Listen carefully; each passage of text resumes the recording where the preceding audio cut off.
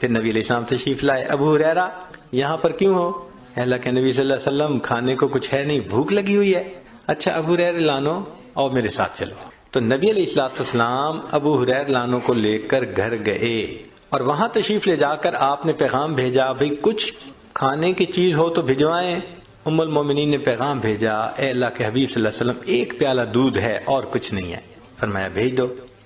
ابو ہریرہ عنہ کہتے ہیں کہ مجھے کچھ امید لگ گئی کہ چلو بھئی ایک پیالہ دودھ تو ملے گا نا، کچھ تو پیٹ میں جائے گا، کچھ تو سہارا ہوگا. لیکن جب وہ ایک پیالہ دودھ آیا تو نبی علیہ السلام نے فرمایا ابو ہریرہ جاؤ اور اصحاب صفہ کو بلا کے لاؤ. اب اصحاب صفہ کم و بیش 70 ہوتے تھے، کبھی کم کبھی زیادہ. تو فرماتے ہیں کہ میں اصحاب صفہ کو بلانے چلا تو میں سوچ رہا ہوں کہ ایک پیالہ دودھ اور 70 بندے، اور پھر یہ بھی مجھے خیال آ رہا تھا کہ چونکہ میں ہی بلانے جا رہا ہوں تو نبی علیہ السلام میرے ہی ذمہ لگائیں گے کہ تم ان کو پلاؤ، تو پلانے والی کی باری تو بعد میں آتی ہے. تو اس کا مطلب میں بھی 70 کے آخر پہ، تو بھئی ایک پیالے میں سے کیا دودھ بچے گا. اب میں سوچتا ہوا جا رہا ہوں، میں بلا کے لے آیا. نبی علیہ السلام نے فرمایا ابو ہریرہ ان کو دودھ پلاؤ. میں نے پہلے والے کو دودھ دے دیا، اس نے پیا جتنا چاہا، پھر دوسرے کو پلایا، تیسرے کو پلایا. فرماتے ہیں کہ 70 بندوں نے دودھ کا پیالہ پیا اور دودھ جیسے تھا ویسے ہی تھا. پھر میری باری آ گئی. نبی علیہ السلام مجھے دیکھ کر مسکرائے، فرمایا ابو ہریرہ اور پی. تو میں نے پینا شروع کر دیا. فرماتے ہیں کہ حتی شبعت، میرا پیٹ بھر گیا دودھ پی پی کے. میں نے کہا اللہ کے نبی صلی اللہ علیہ وسلم میں نے بہت پیا. فرمایا اور پی. تو کہتے ہیں میں نے پھر پیا حتیٰ کہ پیٹ بھر گیا.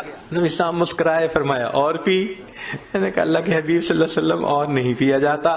تو نبی علیہ السلام نے وہ پیالہ خود لیا، نوش فرمایا اور پھر جا کر دودھ ختم ہوا.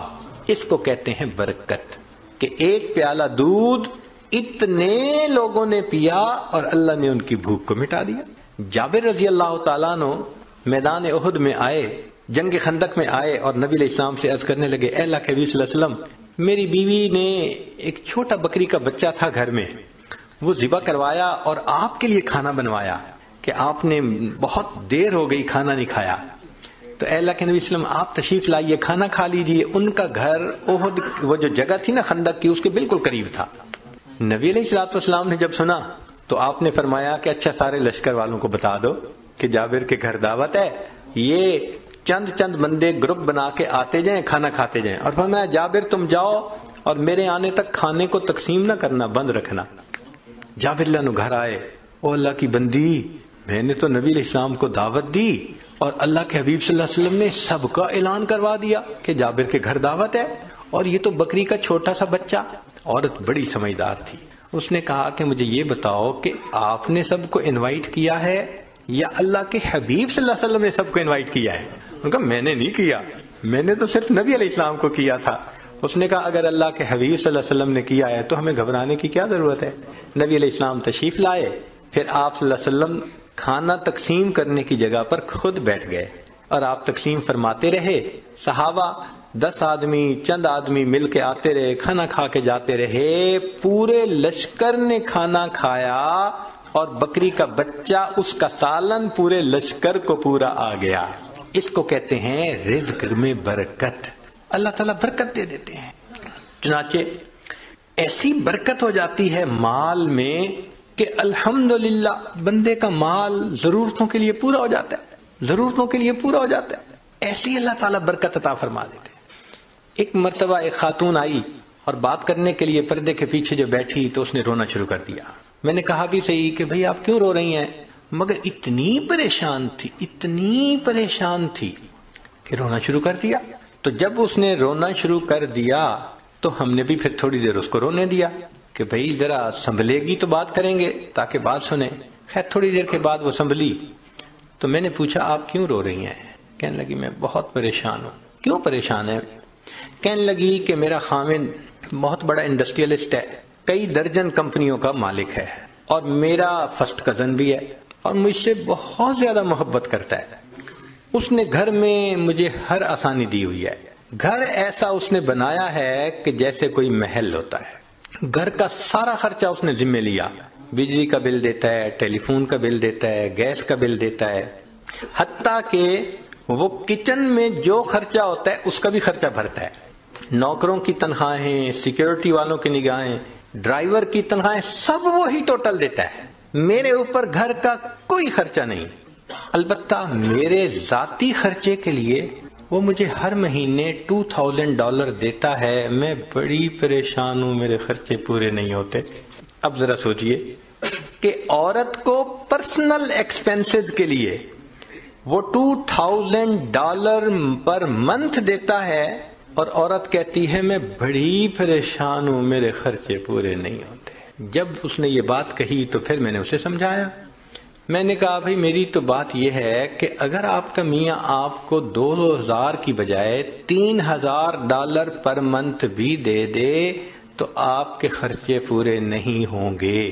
کہنے لگی پیر صاحب ایسی بات تو نہ کریں آپ. میں نے کہا اس لیے کہ ڈائریکشن بدلنے کی ضرورت ہے. کہنے لگی کیا؟